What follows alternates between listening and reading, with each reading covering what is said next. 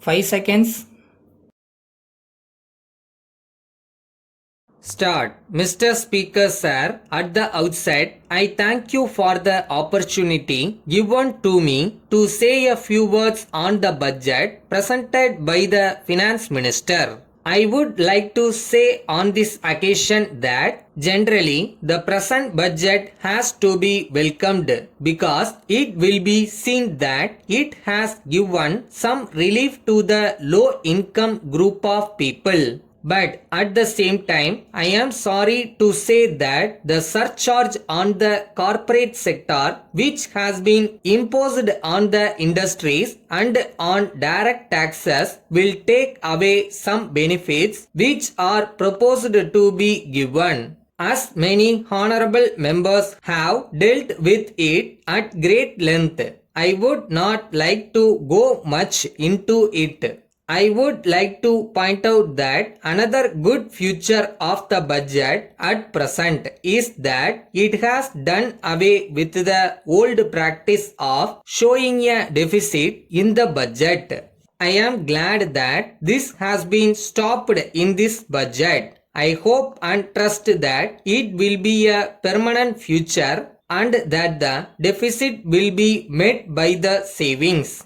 I am sure there will be savings because we have seen that generally the government underestimate the income at the beginning and by the end of the year. When we have the revised estimates, there is a surplus which covers the deficit. In that way, I am happy that deficit budgeting has not been resorted to. In this context, I would have been happy if there had been some sort of control on the civil expenditure because we find that in the last 3-5 year plans it has been going up year after year.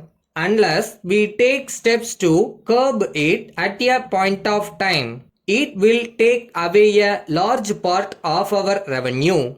I am very happy that the Finance Minister has given some reliefs, but from the way in which he came to office, he did not have time to formulate his own ideas. On account of this, I think that he has tried to take away some concessions which had been given by the previous minister.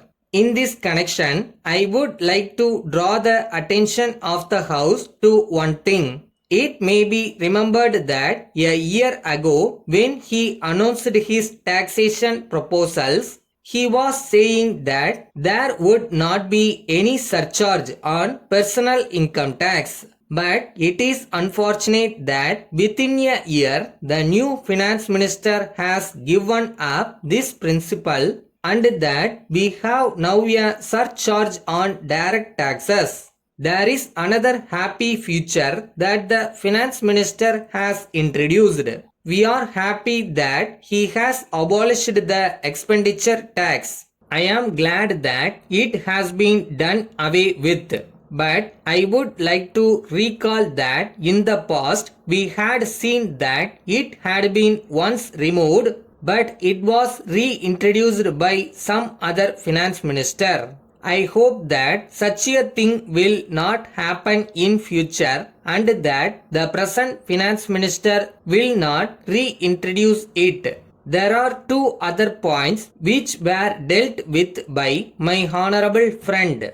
One of the points was about devaluation of the rupee. We find from the papers that there is much talk about it. Some say that it will be worthwhile to devalue the rupee, but there are others who say that it will not be in general interest when we have to import a lot of things and when we have to pay for them. I fully agree with what my honorable friend said in this connection. Letter from the Secretary Murali and Company Patna to the Indian Publicity Bureau, New Delhi. Dear Sirs, the company has decided to launch an advertising campaign throughout the country for a period of 3 months with effect from 1st July next.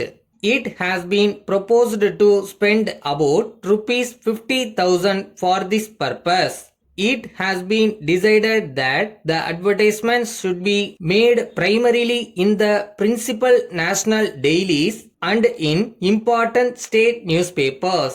Of course, there is no doubt that in this connection, local papers and other suitable media may also be profitably utilized. At the same time, it is suggested that the proposed advertisements all over the country should have the same design. In the same way, it is also desirable that the time of their publication should coincide with the distribution of illustrated booklets to the retailers of the locality concerned. In this connection, I will be glad if you can draft a scheme for a campaign and send it on to me together with a copy and layout for the booklet as soon as possible.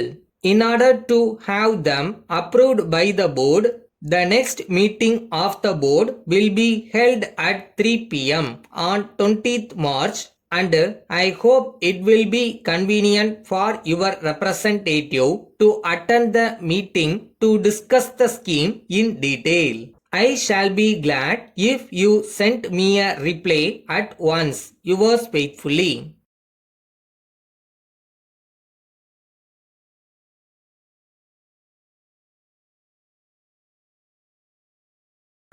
ஒரு வேலைன்னு எடுத்தால் day and night work பண்ணுற hard work வேணும். அது இருந்தால் போதும் எந்த விஷயத்தையும் ஈஸியாக ஜெயிக்கலாம்.